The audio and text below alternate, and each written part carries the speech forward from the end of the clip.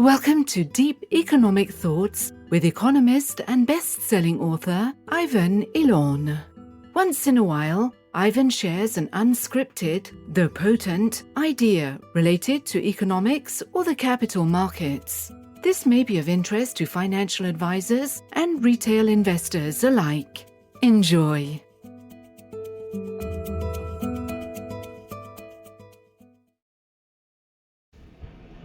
Hello, this is Ivan Illan, the founder and chief investment officer at Aligne Wealth Advisors Investment Management, also known as AWAIM. Thank you for joining me today.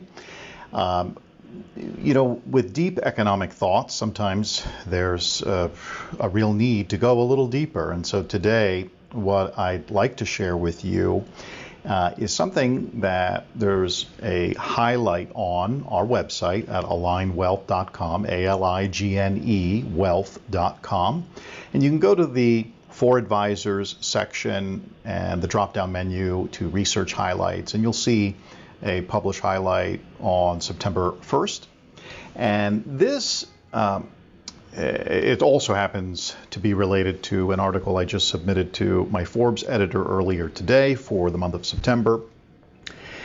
And basically, the research highlight talks about the PMI index in the manufacturing sector. This is the index that measures the level of activity of purchasing managers.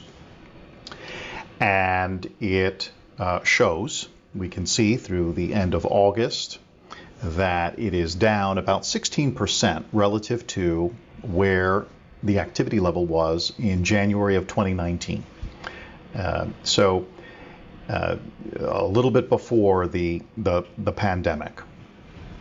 And it was on a bit of a decline during 2019. And then the pandemic struck, and then of course things went off a cliff, and PMI activity dropped nearly 30% during that really intense pandemic period. And then it rebounded quite significantly as supply chain issues occurred. Everybody was ordering from their apps to consume at home. And really since late, let's say, middle of 2021, maybe first quarter, early Q2, you have seen a very persistent decline in PMI activity. And in general, PMI activity, this purchasing managers index activity, you can look at this as a leading indicator of the economy. Are manufacturers preparing more inventory, or are they working off existing inventory from that huge surge of production that they had done prior? So being so low and seeing a bit of malaise in this activity is certainly cause for concern. It's also part of the reason why we are still looking at a recession taking place in the U.S. economy in the not too distant future. And our portfolios, our managed portfolios, our separately managed accounts are very much positioned for this outlook. And we're, of course, always happy to detail what those positions are. Or if you visit our website, you can see what the top positions are across our different strategies under the Resources tab. So that's just part one. Part one is, okay, here's this, possible leading economic, indicator, and it's a helpful one. It's one of many. But then you get a lot of pushback from folks in our industry. They say, manufacturing isn't really as relevant as it once was. It used to be, a third of employment was generated by the manufacturing sector. And of course, that was back in the 1950s. And today it's about 9%. So that is a huge, huge reduction in labor with regard to the manufacturing sector.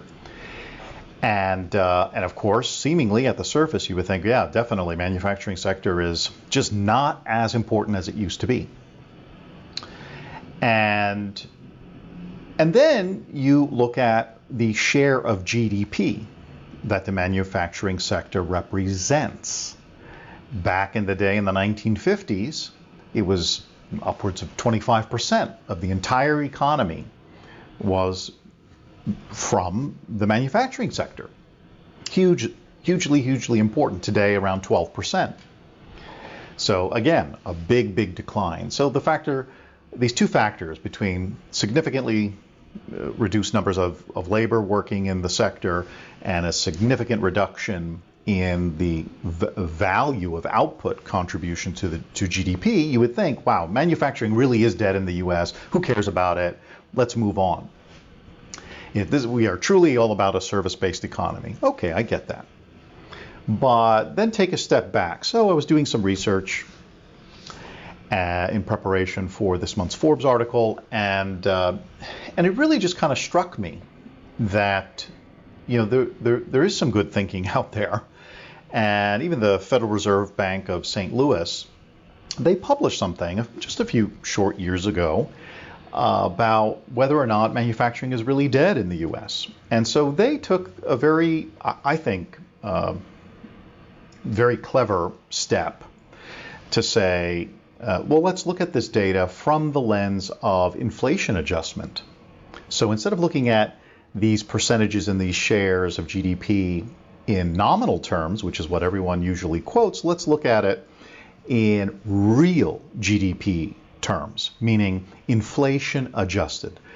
Let's look at it with the price levels adjusted to reflect what is the actual share of GDP on a price level adjusted basis, on an inflation adjusted basis.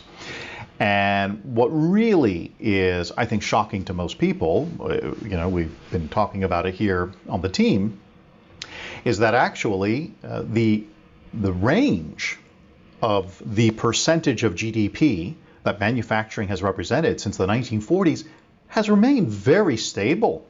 It's about 12%, a little higher, a little lower, along the past 70 years. Let me repeat that. The manufacturing sector, in terms of its output, in terms of its percentage of contribution to the US economy in real terms, inflation-adjusted terms, has remained very consistent over the past 70 years at around 12%, plus or minus. So that's a pretty big reframing of our understanding, and certainly for most investors' understanding of the importance of manufacturing here in the United States. And of course, you think about, well, how could this be? Well, certainly one of the major drivers of this was robotics and the revolution that robotics brought to manufacturing. And of course, that was a very slow march. It didn't happen overnight. It took actually a few decades to watch the numbers of employment decline over a period of time. And it was a slow go, but of course it happened. And along the way, productivity remained very, very high because the amount of labor hours to produce that same amount from that sector decreased substantially over the period.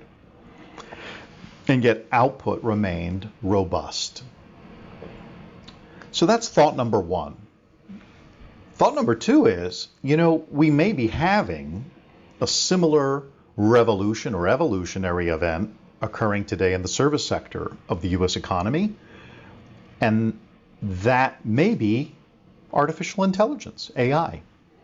And of course, there's a lot of hype around it now, and people are going berserk about it. And it's not like it just came about 2 months ago. It's been around for a little while and been in development for a little while. But you think about the applications that could evolve from this technology, which is still very clunky, not proven, not something that corporate leaders are going to rely 100% on to execute very critical business matters. But it is absolutely a technology that is disruptive and something that can absolutely support increased productivity of existing labor. And of course, over time, can displace that labor, just like robotics did for manufacturing. So this is sort of the bigger picture to step back and really think about, which is, well, manufacturing jobs, when they were being eliminated, people migrated into the service sector. As service sector jobs are eliminated, where are folks going? What will they be doing? And this is, of course, a much bigger question because it also brings into play what role of government will there be in this transition. And given the fiscal policy and fiscal concerns of the U.S. government, specifically related around debt and its level of tax receipts, this is a big question. Maybe it won't be able to do a lot about it, and this is just going to be something that plays out. And maybe other countries around the world are going to be able to step in and be able to address this issue more deftly. That remains to be seen. But that is this month's Deep Economic Thought. As always, if you have any questions, please feel free to email me at ivan@alignwealthllc.com. That's ALIGNE, wealthllc.com. Ivan@alignwealthllc.com. Or you can give us a call here in our offices in Century City, California, 310-795-0622. Always happy to speak with you about our portfolio strategies, your existing portfolio, and what you may have going on in there. And we're always happy to offer our advice and offer no obligation consultations for you as well. And our team is always excited to have those conversations with you as you wish. And look forward to sharing with you next month another Deep Economic Thought.